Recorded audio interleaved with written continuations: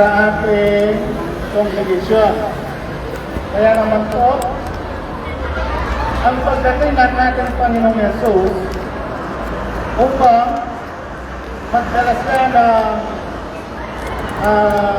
love sa atin, hope, forgiveness, and salvation of the world. Kaya naman,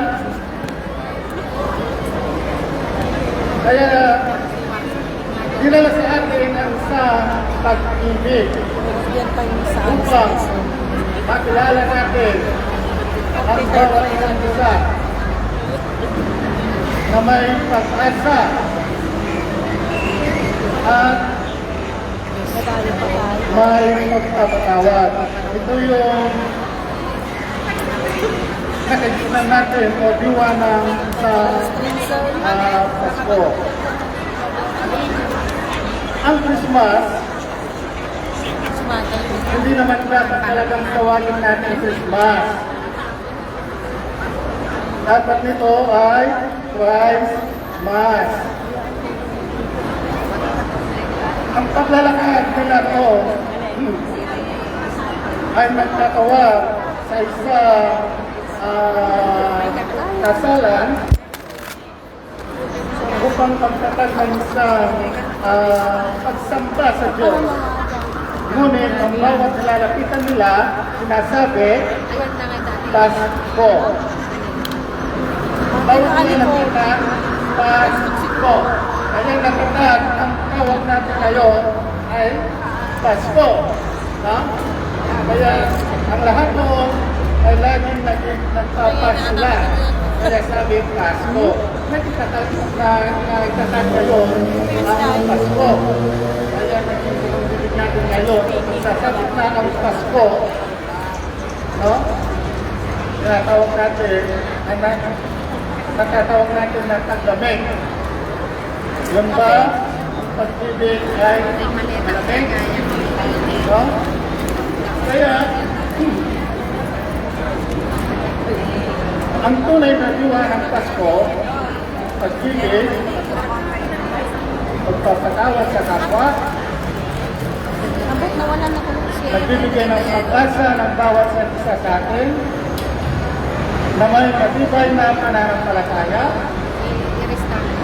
upang ang lahat na nananalig sa Diyos ay magkaroon ng pag-asa at nakakamit ang buhay na walang hanggan. Kaya sa oras na ito, mga minamahal kong kapatid, naway kung mayroon man tayo hindi nakakasundo diyan po sa katabi natin, tingnan po ninyo, ang katabi mo, baka mamaya,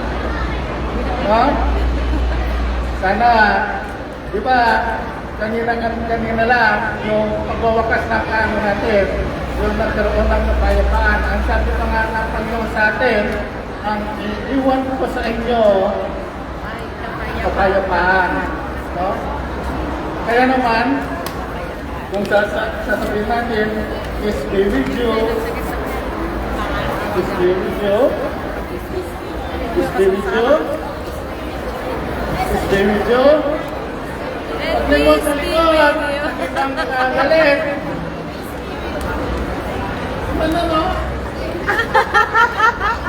Subukan nyo po, gumayon sa likod nyo. May sleep next siya. Ganun pa man,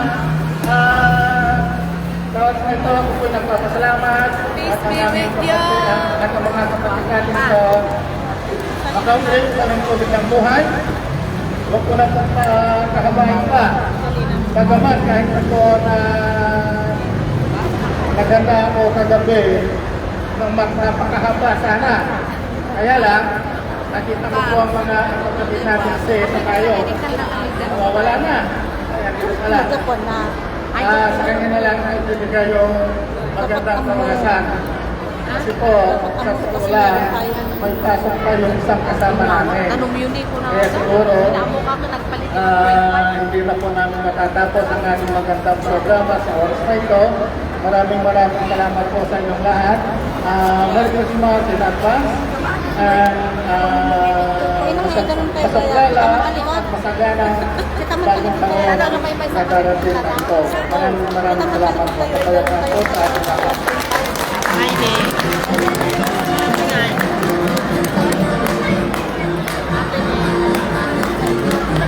Thank you so much, Hermano Edwin Manlakas. So, ang Pasko daw, mga kapatid, ay Pasko ng pagpapatawad. Kaya patawad po sa inyo lahat. Next, pupunta na po tayo sa group presentation. Broadwood po, Broadwood. And then next po, Pagkulang.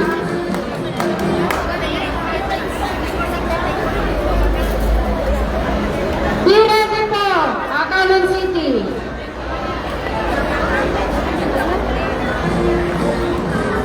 Kantada.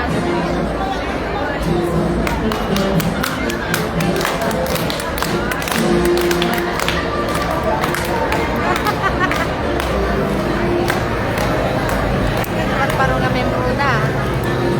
Naman kami muna.